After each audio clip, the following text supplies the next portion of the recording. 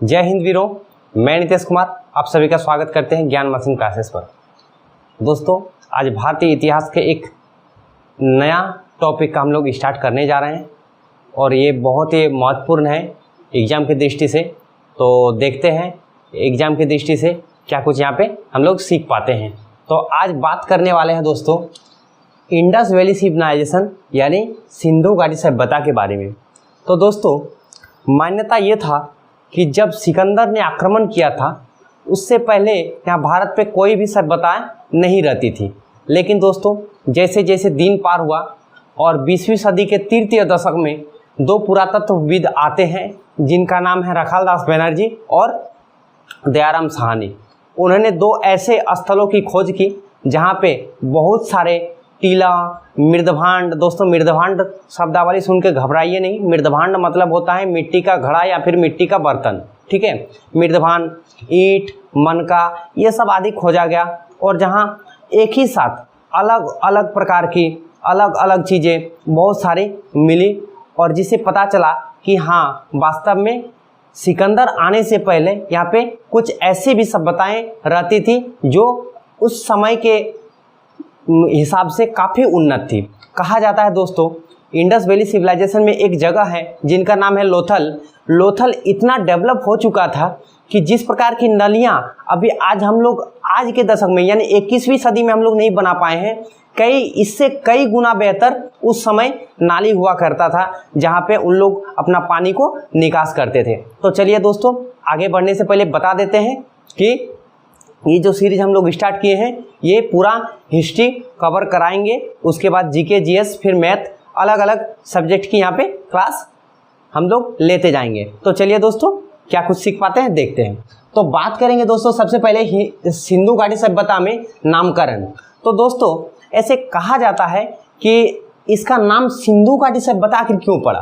तो बात यह है कि ये इसका जो क्षेत्र था, पहले सिंधु एवं उसके सहायक नदियों के किनारे ये क्षेत्र, मतलब जहाँ जहाँ अलग अलग चीज़ें मिली थी, ये क्षेत्र सिंधु एवं उसके सहायक नदियों के अगल बगल पाया गया था। इसी कारण से इसका नामकरण हुआ सिंधु घाटी सभ्यता। लेकिन दोस्तों, बाद में जब देखा गया कि अनेकों ऐसे क्षेत्र हैं जो कुछ अफगानिस्तान में, पाकिस्तान में पाया गया है जहाँ सिंधु घाटी एवं उनके सहायक नदी से मतलब कई किलोमीटर दूर पर पाया गया, इसीलिए मतलब पुरातात्विक विदों को लगा कि नहीं, इसका नाम सिंधु घाटी ना होकर इसका नाम अगर हड़प्पा सभ्यता दिया जाए तो कैसा होगा। और तब से इसको दोस्तों हम लोग सिंधु घाटी सभ्यता या फिर हड़प्पा सभ्यता के नाम से भी जानते हैं।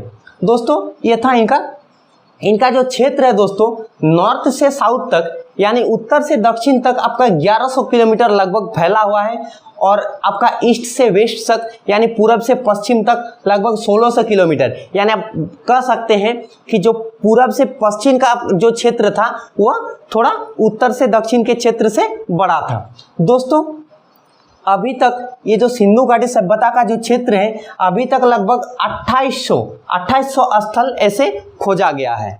कितना स्थल खोजा गया दोस्तों? 2800 स्थल खोजा गया है। दोस्तों, बात करें कि इसका क्षेत्र किस प्रकार का था, तो याद रखिएगा दोस्तों, एग्जाम में पूछा जाता है कि इसका संरचना कैसा था।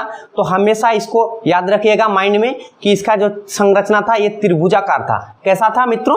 त्रिभुजाकार। दोस्तों, यहाँ पे देख सकते हैं कि उत्तर में मांडा तक इसका क्षेत्र फैला हुआ था। कहाँ तक? मांडा तक। और मांडा ये हमारा आता है जम्मू एंड कश्मीर का। ये जो जम्मू और कश्मीर का एक जगह है जिसका नाम है मांडा, ये उत्तर में इंडस वैली सिविलाइजेशन यानी कह सकते हैं कि सिंधु घाटी जो सभ्यताएं थी वह उत्तर में मांडा तक फैला था।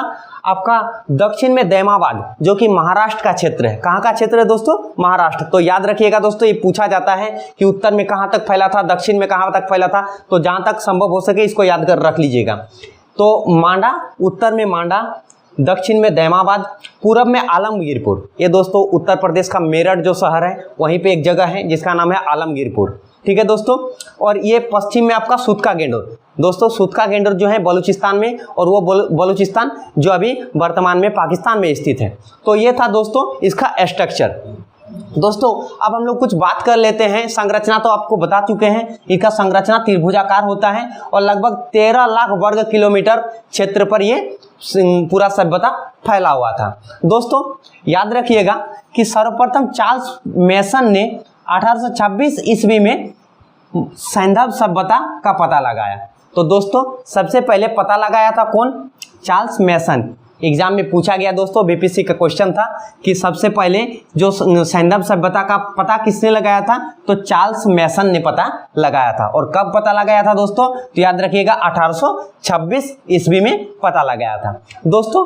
फिर आते हैं दयाराम साहनी। कौन आते हैं दोस्तों? दयाराम साहनी।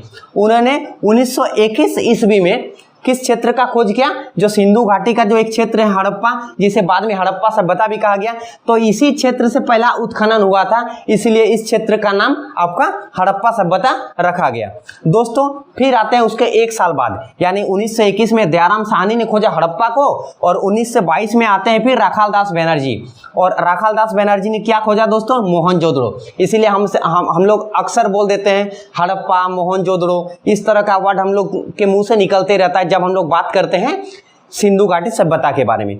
तो दोस्तों याद रखिएगा कि ये जो समय जो काल था, समय काल, ये कार्बन डेटिंग का जो एक प्रोसेस होता है, जो पुरानी चीज़ों का हम लोग पता लगाते हैं कि इसका एज कितना हुआ, तो एज के लिए जो हम लोग कार्बन डेटिंग जो साइंस में हम बताएंगे हाफ लाइफ टाइम के बारे में, तो ये जो C14 के जब C14 के बारे में जब देखा गया तो कहा गया कि 2500 ईसा पूर्व से लेकर 1700 ईसा पूर्व तक ये सभ्यता यहाँ पे प्रचलित थी। लेकिन दोस्तों ऐसा भी मान्यता है कि ये किसी बाहरी आक्रमण के कारण ये सभ्यता विलुप्त हुआ।